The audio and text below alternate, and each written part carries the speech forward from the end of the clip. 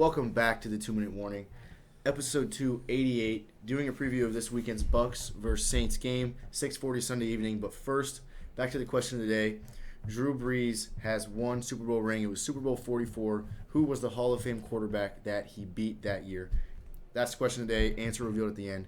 But again, this match between the Bucs and the Saints, third time we've seen it this season. Jay, who takes this game? I'm a little biased, so I'm going to go with my heart. I like the Tampa Bay Buccaneers. Tom Brady, I think he's turning up the heat. The Bucs are turning up the heat, and they're looking good. As long as Chris Godwin doesn't have 19 drops like he did against the Washington football team, I think they stand a great chance against New Orleans Saints. I'm kind of playing the odds in the fact that playing a team 3 times, you've lost twice, you're just bound to beat them, catch them once.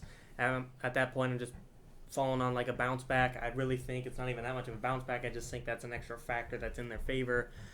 The biggest problem is going to be if Bruce Arians forces Tom Brady to throw the deep ball, which we know is hit or miss sometimes, and it can work out in their favor, but is just way too consistent throughout the season. Yes, he's leading the league in 20-yard pass attempts and completions. However, that's just not Tom Brady's style. It might be working this far, but I like Tom Brady to play at his best game, what he's best at, and that's just, even if it's a little not the most ideal passing game, it's at 12-yard dumps. It's very similar to Drew Brees and his non-deep threat. They call Michael Thomas slant boy for a reason because that's all Drew Brees throws to him. And that's really what Tom Brady succeeds at, and I really hope they get back to that, and that's how they beat the Saints. Another factor is, of course, the secondary.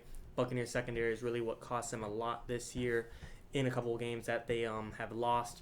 We saw Tyreek Hill put up 215 yards on the Buccaneers in one quarter on that secondary. We've seen Michael Thomas, the second time these Saints and Bucs played, light up the Buccaneers 38-3 or whatever the final score was, something like that.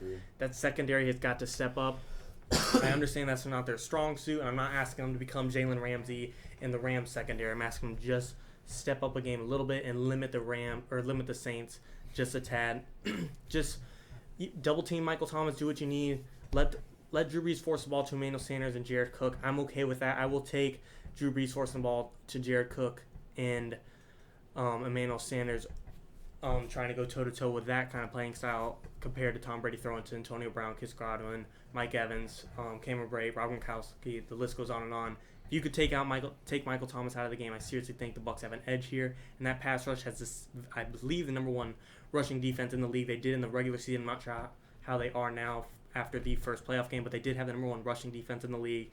Not going to say they're going to shut down Kamara completely, but we've seen them hold the number 1 rushing defense for a reason. I think they could definitely limit him for sure. So if you could double team Michael Thomas, limit Kamara, I think Tom Brady could take out Drew Brees toe-to-toe when you take out his 2 biggest weapons. Good take there. I'm going with the age-old saying, third time's the charm.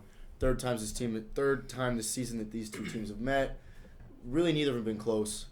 First matchup, Saints won by probably 2 scores. And then, of course, he mentioned the second time was a 35-point loss for the Bucs. Key for me, I think the Saints have a good run defense, yes. But we saw Leonard Fournette come out last week against Washington and really look like he wants a job for next season. Yeah. I mean, he right now, is he going to be a free agent next year? It was a 1-year deal. Yeah. Right, 1-year deal for Leonard Fournette. So he's really got to prove something. I think he wants to stick around. He ran the ball really well last week, a touchdown or 2. So I think Leonard Fournette comes to play again. That's going to help the Bucs a lot, of course. And I think I'm feeling a big game from Antonio Brown. A couple big catches, touchdown here and there. Past 3 games have been amazing for him. He really was. He's been under the radar all season, both off the field and on the field. Really picked it up at the end of the year. And I'm looking for Antonio Brown to catch a touchdown or 2 this week against the Saints. And then, of course, you touched on already, Chris Godwin. I need to step up again and improve from last week. Yeah, really another X factor that the Bucs have to keep an eye on is, of course, Taysom Hill. We've seen against the Bears, anytime Drew Brees wasn't in the red zone, it was Taysom Hill, and he scored. So clearly, he's not some guy you could just blow off and not worry about. Taysom Hill is a great X factor for the Saints that the Bucs definitely need to keep their eye on and worry about. I don't know what the right call would be. I know Devin White is coming back, their linebacker that they missed last week due to contact with COVID, or he had COVID, one or the other. But him coming back and hopefully keep an eye on Devin White and Alvin Kamara for sure. Both are going to be executing the run game, and to me, that is key. Getting their top linebacker back, limiting Michael Thomas, and keeping Alvin Kamara to somewhat of a low running game. Of course, like Carson said, Tony Brown's going to be a huge factor, but we also saw how big of a factor Mike Evans was against the Washington football team. He's had so many deep threats that kept the Buccaneers lead against the Washington football team. To me, Taylor Heineke is pretty much in the exact same playing style that Taysom Hill is if they throw him in. Yep. And he ran all over the Buccaneers, all over the Buccaneers. And I think Taysom Hill's probably more of an athlete than Taylor Heineke, so it could get ugly if they don't keep their eye on him. I still like the Bucs, that pass rush, that rushing defense, and Tom Brady himself is on a hot streak. They're heating up. The Saints, yes, they beat the Bears in a dominant game. However, that was probably one of their lowest scoring games of the year. Saints offense struggled. I seriously think any other playoff team that the Saints would have played, they could have lost that game and would have lost that game.